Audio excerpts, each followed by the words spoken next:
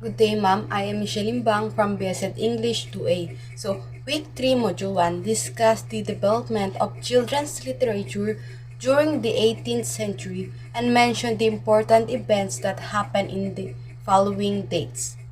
So, first is the 18th century is often associated with the Age of Enlightenment, a time when intellectual and philosophical pursuits reached their heights, establishing modern ideals such as liberty, progress, and happiness.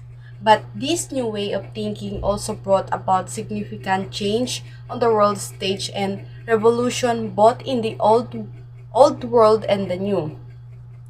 Children's literature can be traced to traditional stories like fairy tales that have only been identified as children's literature in the 18th century, and songs part of a wider oral tradition that adults shared with children before publishing existed.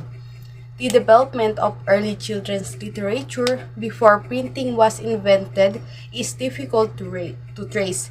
Even after printing became widespread, many classic children's tales were originally created for adults and later adapted for a younger audience. Since the 15th century, much literature has been aimed that specifically at children, often with a moral or religious message.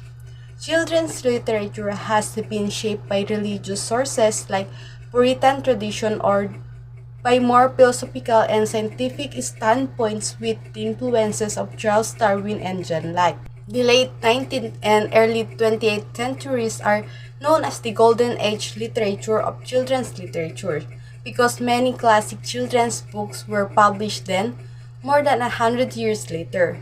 A boy named John Newbery, claiming descent from him, was growing up on a farm in the little village of Waltham, St. Lawrence, Berkshire. Like many another country boy, he preferred life to the farm, and being fond of books, went into the office of a printer in Reading. In 1720, Diver and Moral Songs for Children by Isaac Watts created one of the first poetry books meant for children only.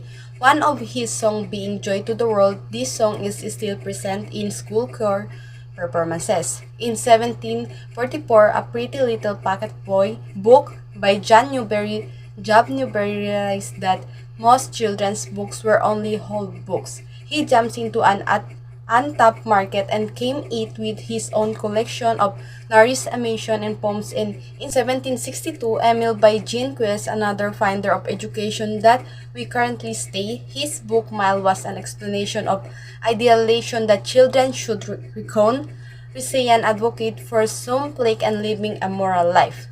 Next is discuss the development of children's literature at the end of the 18th century. So, the 18th century and most of children's literature in 18th century was dominated by female authors. Their focus was on moral lessons that were supposed to instruct children on ways of proper living. Most of these stories were dry, boring, or condescending to kids moral tales for children written by Maria Edgeworth, Sarah Trimmer, and Anna Latia Barwold, Hannah More, and Mary Martha Sherwood. Children's literature was a flourishing, separate, and secure part of publishing industry in Britain. Perhaps as many as 50 children's books were being printed each year, mostly in London, but also in regional centers such as Edinburgh, York, and Newcastle. Number 3, I will discuss the development of children's literature. So, the 19th century beginning, the 19th century brought back the long-told folktales and fairy tales that were loved by children but shied away from the 18th century. Children's literature began to focus on writing for entertainment purposes rather than just moral lessons. In 1812, Kinder and Hausermarchen, Children's and Household Tales by William and Jacob Grimm. In 1827, the Youth's Companion's first publication, a magazine geared for children. In 1835, Fairy Tales by Hans Christian Andersen, the 19th century middle.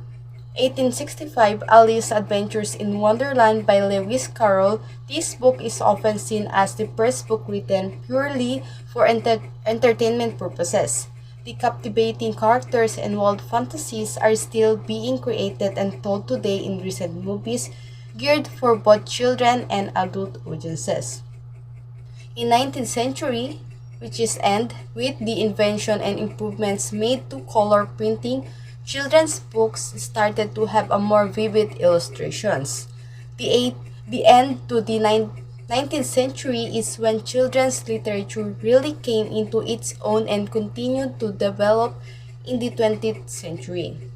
In 1877, The Baby's Opera by Walter Crane, Children's Illustrations.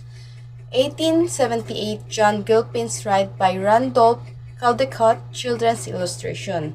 In 1888, The Piper of Hamelin by Kate Greenaway, Children's Illustrations.